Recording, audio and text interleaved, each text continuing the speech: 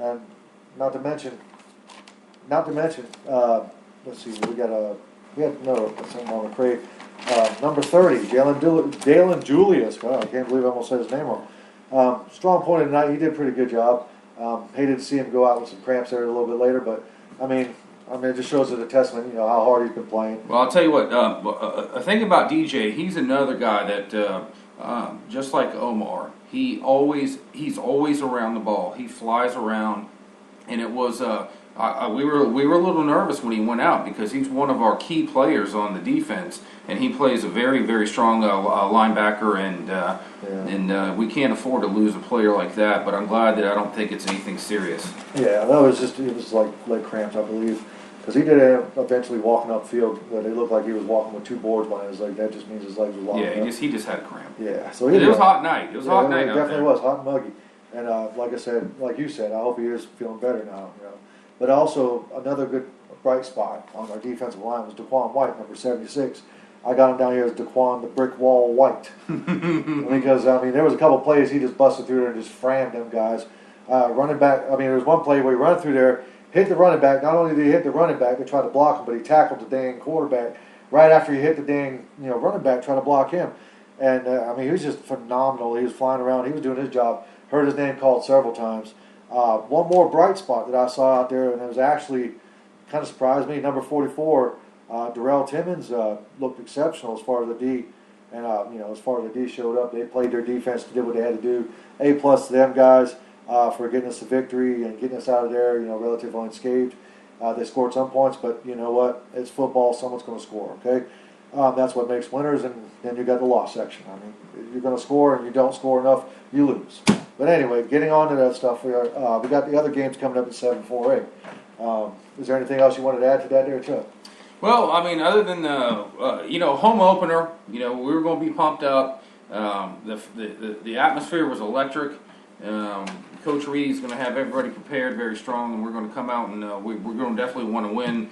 We want to win all our games, but we definitely want to win our home opener. And it was you couldn't have written it really a better script. They put up 30 points, but it wasn't it wasn't as close as the score, would lead on to be. So, but I tell you what, though, we got a big task ahead of us this Friday. We got to go over and play the Green Wave, and that's going to be a good ball game, and we'll see what happens on that. Oh, okay.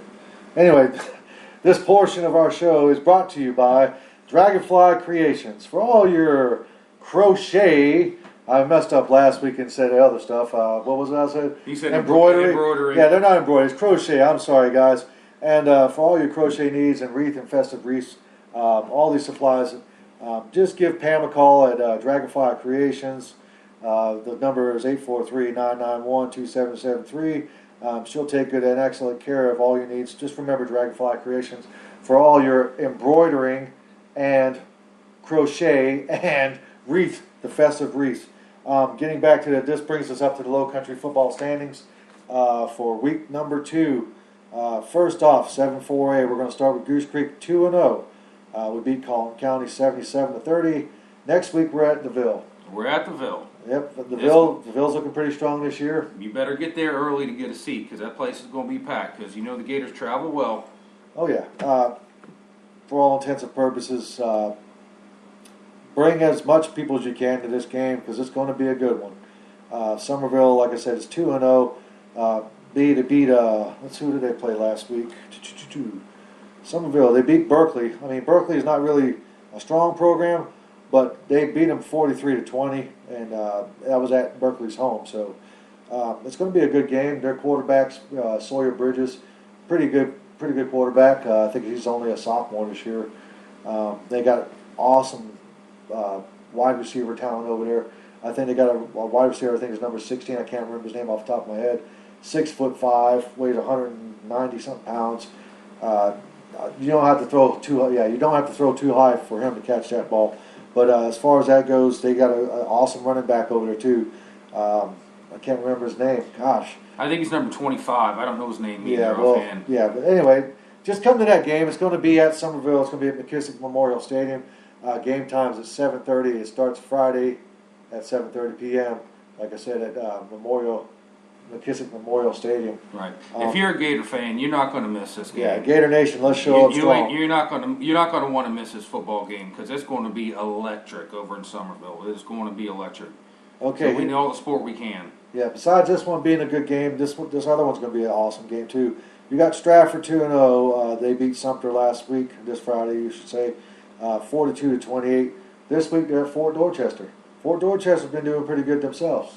Well, I mean, Steve LaPratt's got a good program going on over there. I mean, they generally give us a good test, and we'll see against the Knights when they play each other. That should be a really good ball game, a good region ball game, and it has a lot of implications on the region championship because Stratford is looking really, really good.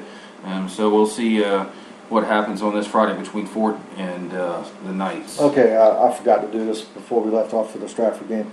Goose Creek, Somerville. Who do you think is going to win that one? Who do I think is going to win?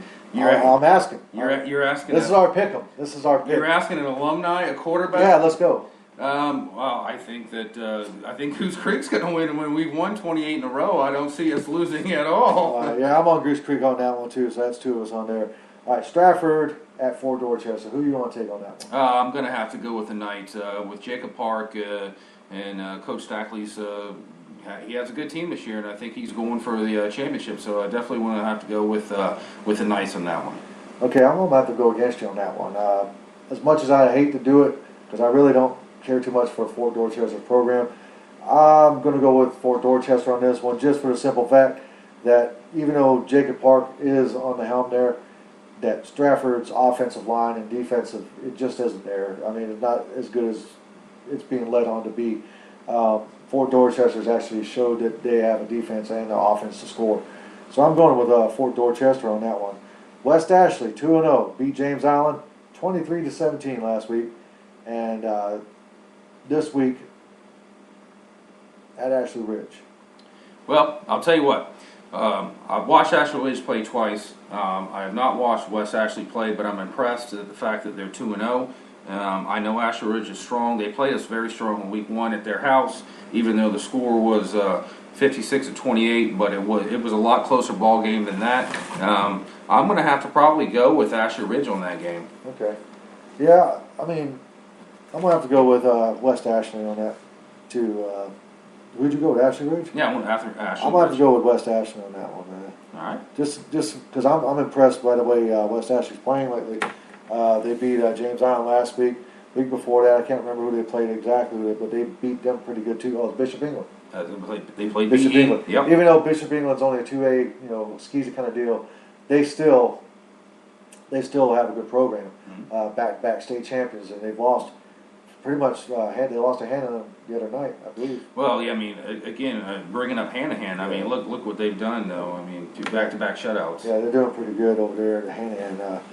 All right, Wando. All right, they're 2-1. They beat Ashley Ridge 45-26. This week at Colton County, well, that's a no-brainer. I'm going with Wando. Yeah, we got to go with the Warriors on that one. Okay, that's 2 votes on the Wando. Cane Bay 0-2, lost to Fort Dorchester 35-14. This week they got Berkeley. Well, this is a good game to pick because I think Cane Bay. I talked about it last week. I really think they're up and coming, but I definitely have to go with Berkeley just because.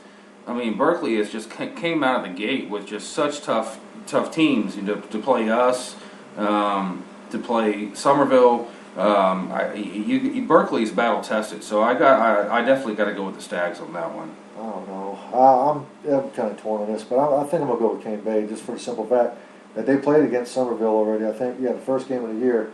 And, there was a shutout 28-0, but there were some good spots that 28-0, okay? The quarterback, they got a good backup quarterback, and they actually had to play against a strong team the first game. Berkeley had to also. They had to play Stratford, but it's kind of a different kind of vibe with Somerville and Stratford. They just played Somerville too, so. I mean, that's what I'm saying. I mean, they're battle tested. Yeah. I mean, they've played some big boy football. So, yeah. I mean, I really have to go with Berkeley in that game because I mean they're going to come around. So we'll see. I mean, you got to see what happens when the kickoff happens on Friday night. I mean. Well, I can't say this. At least Berkeley scored 20 points on them. I guess I'll change my. No, I'm gonna stick with mine. I'm gonna stay at Cane Bay. Okay, you stay with Berkeley. Okay. Okay. All right, let's move on up to Region 8 4A. All right, Bluffton, 1-1. I'm not even worried about them. Bluffton's gonna lose. They play Hardy. Actually, they're gonna beat Hardyville. You agree? Well, I would think so. I would think so. Again, I mean, I don't know too much about Hardyville football, but I know Bluffton generally is. They beat them last year handily. So. Yeah, they met us in the lower state semifinals. So I mean, they We don't care about Bluffton. I don't. Anyway, moving on. Buford against at Groves. I don't even know who Groves is. I'm just going to go with Buford because they're 2-0. What about you? No, I'll definitely go with the Eagles. Yeah, I don't know nothing about Groves. Fort Dorchester 2-0. Beat Cane Bay last week, of course. This week they're at Stratford. We already went over that, and we just said we're split on that one. Somerville at us. We already split on that one. Ashley Ridge at West Ashley. We split on that one too. And that's pretty much all the same. Anyway, getting up to Region 8 3A, we had Hanahan. Hanahan doing awesome this year, guys. They are recently right now 2-0. Out of their 2 games so far, they've scored 76 points and allowed 0. That's correct. One was against the Bishops, and the week before that was against Timberland. 2 teams that have been, I guess, regular in the playoffs. All the way up to the end. Always, yeah. Absolutely. And Hanahan goes in both in Timberland's house and shuts them out. Then they come to their house and they get shut out. So I mean, well, it seems like the Hawks' defense is for real. I mean, it's tough to go 2 games in a row without giving up a single point. So I mean, that's got to be something to be said for the defense at Hanahan. All right, that game ended 35-0. Moving on down the line, we got. We'll just go with the statewide scores because we're about to run out of time anyway. First I got here is Dorman at Greenwood. Greenwood taking a loss here, 21-7 versus the Dorman Cavaliers. To my buddy up there, Decaf, I'm sure he's pretty happy with that one. Moving on down to the next game, we got Dutch Fork defeating Fort Mill 48-13. Yeah, that's a game we had to keep an eye on because we got Dutch Fork coming up on the schedule for us for the Gators. Then we got Gaffney at Union County. Gaffney defeated them 27-14. Burns. This game here was just lopsided. Burns.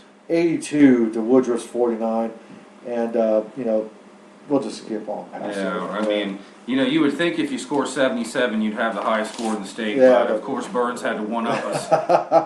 Anyway, we got Northwestern trying to get on the heels with 65, South Aiken to 7. Rock Hill defeating Conway 35-13. South Point 53, Chester 19. These are teams that we will be coming up against here soon. Spring Valley 49, Clover 14. Stratford 42, Sumter 28. We also had Somerville at 43, Berkeley 20, which we went over that. And last but not least, 46 for York, Bowling Springs 45. And that right there, folks, was a close game that was decided by a field goal within the last few seconds of the game. I'm sure if you were at that game, you were like on the edge of your seat the whole time. But anyway, that's pretty much all I got. What about you? You got anything else you want to say? Well, I mean, don't forget about North Augusta won. North Augusta won, and guys, we need to keep an eye on North Augusta. Yeah, I mean, we played in the scrimmage earlier this year, and they played us very hard. Yeah, you don't hear much people talking about North Augusta right now, but they're 2-0, so they're kind of keeping quiet on the radar. Yeah. But anyway, we got one more commercial to do before we hit the break here and take off for the night. This portion of our show is brought to you by Big T's Renovations. For all your renovation needs and home repairs, make sure to contact Terry at Big T's Renovations at 912-409-8873, and he'll be glad to take care of all your needs as far as fixing your house and renovations and other stuff around the house. Handyman business. Make sure to call that number again. It's 912-409-8873. Big T's Renovations. And that's it all we got for this week, folks. I'm glad you could come out and listen to our show. And again, Chuck, thanks for filling in for us. And I guess we're going to make you a permanent part of the show since all the rest of them dropped out on me.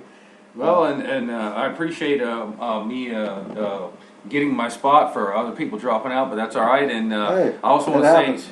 say thank you to Melissa, our intern, for working the boards this week, and